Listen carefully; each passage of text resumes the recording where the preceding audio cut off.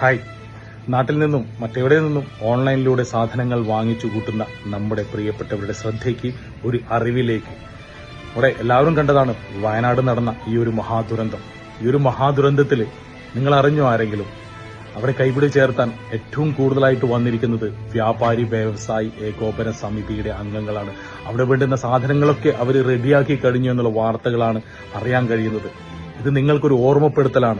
ഇവിടെ നിങ്ങൾ ഓൺലൈനിൽ വാങ്ങിക്കുന്ന ഒരു കമ്പനികളും വന്നില്ല കൈപ്പിടിച്ചു ഉയർത്താൻ വേണ്ടിയിട്ട്. നമ്മൾ ഇന്നും ഞാൻ ഉൾപ്പെടെയുള്ളവർ അവഗണിക്കുന്ന ചെറുകിട തൊഴിലാളികളും ചെറുകിട കടക്കാരുമാണ് ഇന്ന് നമ്മുടെ നാടിന് കൈത്താങ്ങായി വന്നിരിക്കുന്നത്. അത് നിങ്ങൾ ഓർക്കുക.